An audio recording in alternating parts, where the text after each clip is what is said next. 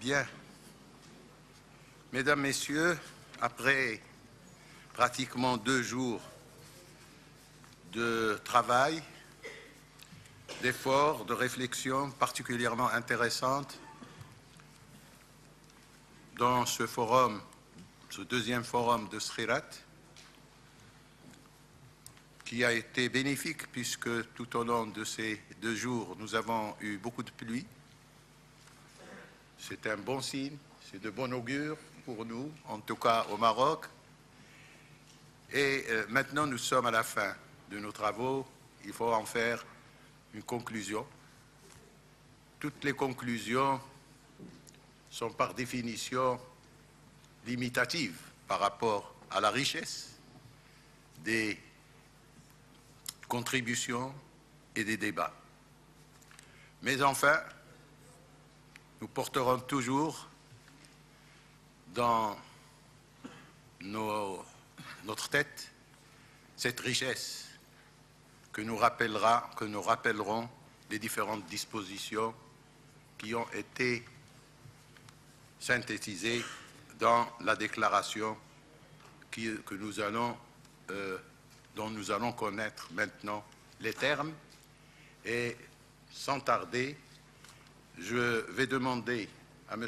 Jorge Braga de Macedo, qui a été le coordinateur du comité qui a accepté de prendre la responsabilité et la charge de rédiger ces conclusions. Je vais donc lui demander de nous communiquer les termes de cette déclaration en lui demandant, et en le remerciant d'abord, je voudrais lui demander qu'il puisse faire cette déclaration, qu'il puisse en faire la lecture avec en prenant le temps de bien de bien l'articuler pour que la traduction se fasse en même temps dans les meilleures conditions, étant donné que nous n'avons pas eu malheureusement le temps suffisant pour faire la traduction. Alors que M. Jorge Braga de Macedo veuille bien prendre cette tâche. Merci, Monsieur le Président, Messieurs les Présidents, et je vais faire cette lecture, mais avant tout, je devrais insister sur le fait que c'est un travail collectif. J'ai été aidé d'une manière extraordinaire par mon frère Hassan, par mon compatriote João Marques de Almeida et beaucoup d'entre vous, notamment les autres membres du Conseil scientifique. Je ne vais pas les nommer pour que, comme disent les Espagnols, mejorando los demás, donc pour qu'il n'y ait pas de sentiment d'exclusion, puisque nous avons vraiment tous essayé de vous proposer une déclaration en ce moment. Déclaration de Skhirat, initiative pour une communauté atlantique. Nous, les participants au 2e forum de Skhirat, réunis le 30 novembre et 1er décembre 2012 pour une réflexion commune sur l'initiative pour une communauté atlantique, réitérons l'analyse et les conclusions de l'appel de Skhirat du 30 mai 2009, adopté dans le cadre de la Vision 2030. 1. Nous confirmons que le caractère systémique de la crise économique est illustré davantage par la crise des dettes souveraines dans la zone euro. Celle-ci hypothèque désormais les perspectives de relance de la croissance, aussi bien au niveau des membres de l'Union européenne que de ses voisins. Il est prématuré d'évaluer, tant dans leur soutenabilité institutionnelle que dans leur capacité à apporter les solutions idoines aux besoins en développement humain des populations concernées, les changements politiques intervenus sur la rive sud de la Méditerranée. Ces changements éloignent la perspective de l'émergence d'une Euro-Méditerranée où régnerait paix, stabilité et prospérité partagée.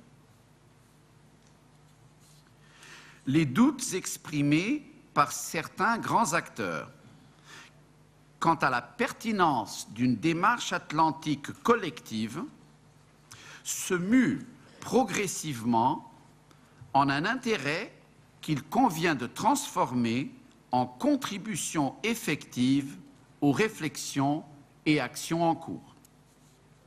La dégradation de la situation sécuritaire au Sahel interpelle les acteurs de l'espace atlantique, comme ceux du bassin méditerranéen occidental, pour des mesures concertées sur la base d'une responsabilité collective.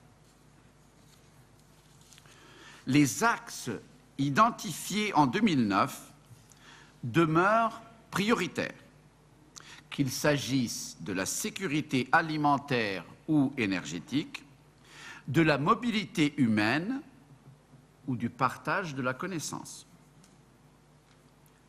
Ces priorités stratégiques devraient tenir compte des travaux internationaux en cours sur les tendances globales 2030, de manière à associer plus d'acteurs atlantiques à leur identification et à leur appropriation collective.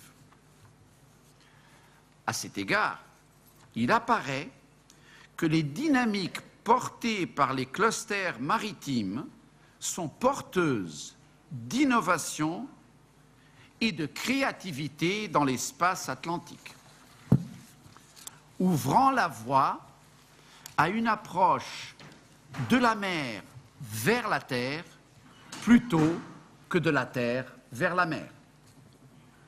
2. Nous déclarons qu'une communauté atlantique serait le cadre idéal pour une gouvernance nouvelle qui associe les acteurs non gouvernementaux, notamment l'entreprise, la société civile, en particulier les associations des femmes et des jeunes, à la formulation et à la mise en œuvre de politiques concertées dans les axes prioritaires proposés. Ces politiques doivent être conçues dans le contexte d'une approche qui remet l'homme au centre des préoccupations communes et qui révisite les paradigmes du développement. 3. Cette gouvernance collective nouvelle ne doit aucunement se fonder sur de nouvelles institutions qui viendraient renforcer les bureaucraties multilatérales, mais recourir à des méthodes de collaboration et de partenariat en densifiant la surveillance mutuelle des politiques, ainsi que la planification et l'évaluation stratégique. Nouveau point, renforcer le contrôle démocratique des politiques communes à travers l'implication des parlements et une plus grande participation des collectivités territoriales. Dans ce cadre, le respect de la diversité culturelle renforce les liens de proximité et le sentiment d'appartenance à une communauté atlantique. Nouveau point, pour donner à cette gouvernance un contenu plus concret, nous proposons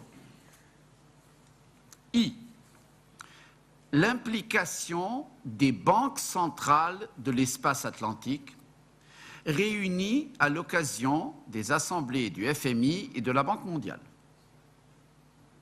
Ces conclaves devraient faciliter la prise de décision à l'échelle mondiale, à l'échelon mondial, en vue de la relance de la croissance sur la base d'un renforcement de l'interdépendance et de la responsabilité partagée.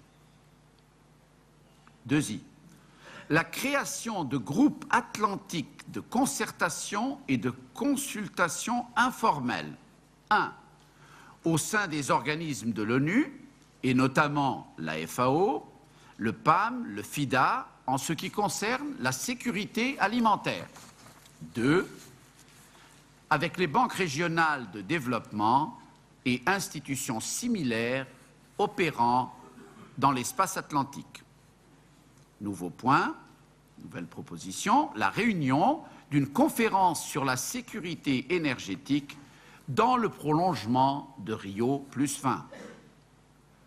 Nouvelle proposition, la mise en place d'un mécanisme de concertation multilatérale pour une appropriation collective de l'économie de la connaissance, basée sur les principes de l'objectif 2020 de la Commission européenne. Dernière proposition, la convocation d'une conférence sur la sécurité humaine dans l'espace atlantique pour remédier aux vulnérabilités collectives de basse intensité et créer un cadre de co-responsabilité. 4.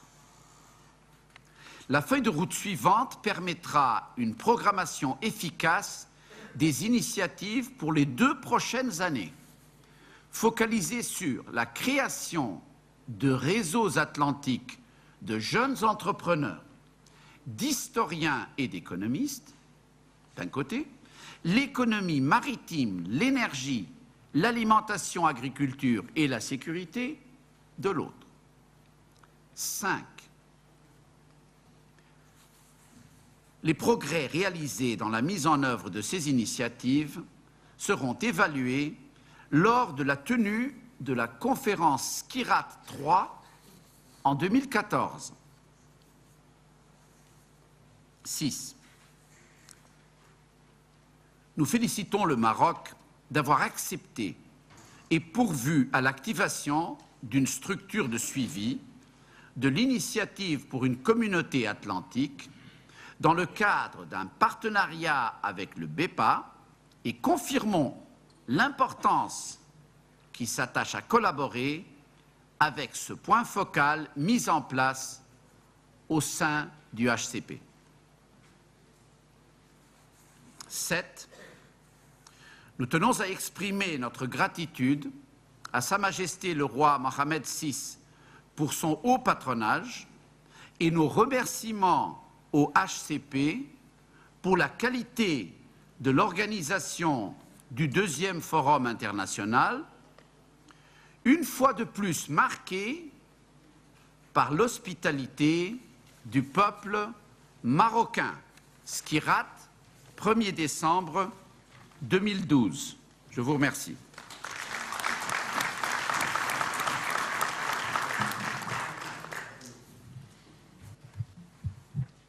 Merci, mon cher ami. Merci pour tout à titre personnel.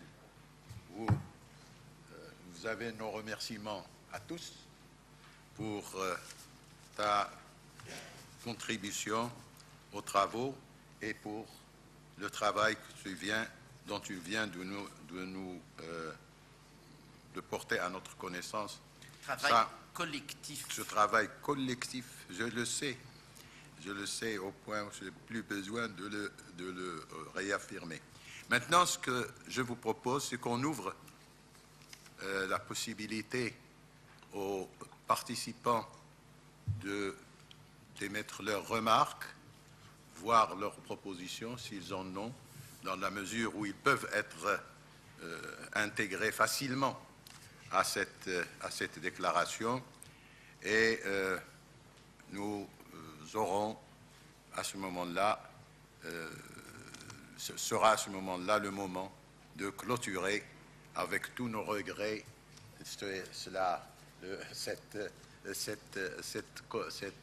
ce forum si intéressant. Alors j'ouvre la voie, enfin j'ouvre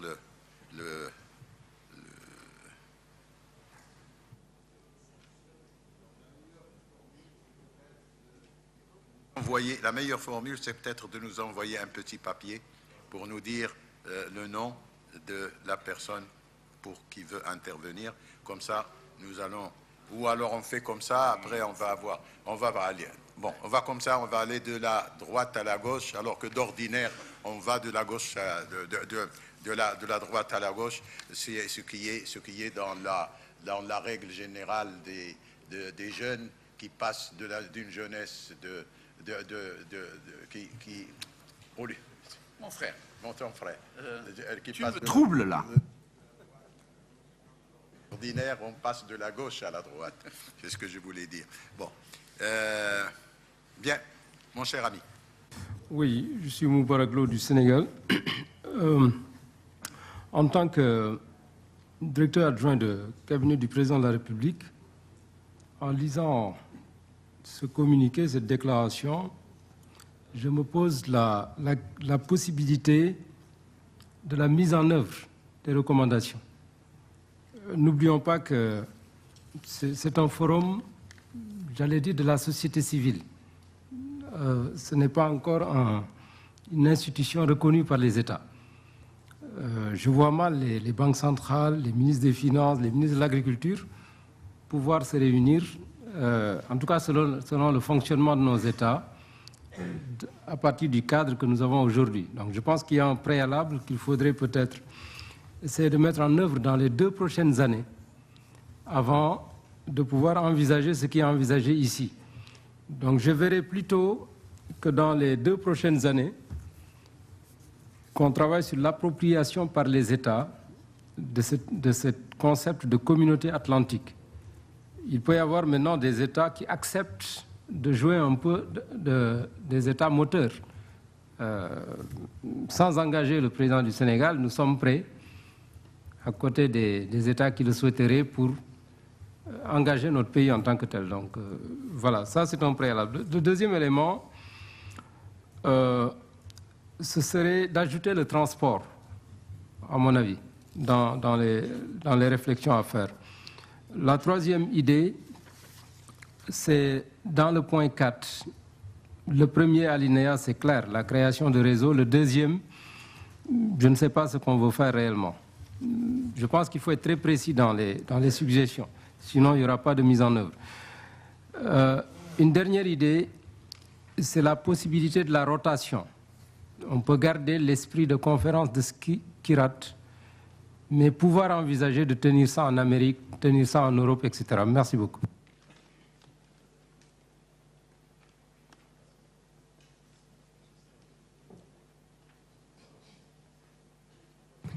Oui, Dorval Brunel, deux remarques. D'abord, oui, félicitations pour le texte, mais si je peux m'exprimer en tant qu'Américain, et non pas, on se comprend bien là, en tant qu'Américain, en sens premier du terme, la première page, toutes les références renvoient à l'Union européenne, la Méditerranée, le Sahel, le bassin méditerranéen. Or, il me semble qu'une des grandes originalités du projet, c'est bien de couvrir les 4 façades, les 4 bordures. Il serait peut-être intéressant qu'au tout début, quelque part, on inscrive bien que, sur le plan géographique, il s'agit de l'Atlantique Nord, l'Atlantique Sud, bref, de trouver une formulation, je ne l'ai pas préparée, mais c'est une remarque, trouver une formulation qui campe au point de départ l'originalité forte de l'initiative, c'est de bien ouvrir sur les 2 façades, nord et sud. De telle sorte qu'on n'ait pas cette impression que l'Amérique y soit absente. La deuxième remarque est une remarque de fond, peut-être aussi, c'est qu'il me semble qu'il faudrait introduire assez rapidement, alors là j'ai un texte, mais vous déciderez vous-même s'il faut le retenir ou pas, mais il me semble qu'il faudrait peut-être partir de l'idée aussi que l'océan Atlantique, alors j'ai un texte que je lis, mais je ne l'ai pas moi-même mis au point, et vous pouvez toujours décider bon, n'importe quoi. L'océan Atlantique, à l'instar des océans Pacifique, Indien, Arctique, entre autres, est aujourd'hui soumis à 2 tensions, la territorialisation de la mer et la maritimisation des terres, 2 expressions qui renvoient à l'interdépendance croissante des trafics maritimes et territoriaux de tous ordres. Alors, je m'explique. Je sais que ce sont deux expressions peut-être un peu ésotériques, mais je les préfère quand même à ce que l'on dit dans le texte concernant l'interdépendance qui est me semble un peu dépassée, alors que ces expressions, alors peut-être qu'il faut trouver des synonymes là, mais ces expressions renvoient bien à un problème majeur, le problème de la territorialisation de la mer. D'un côté, les États riverains se projettent de plus en plus loin sur la mer d'un côté, et l'interdépendance, on a parlé plusieurs fois aujourd'hui, hier, la maritimisation des terres, c'est-à-dire le fait qu'on a soulevé à plusieurs reprises que des pays d'Afrique, que des pays d'Amérique qui ne sont pas riverains sont quand même très dépendants de ce qui se passe au niveau de la mer. Voilà.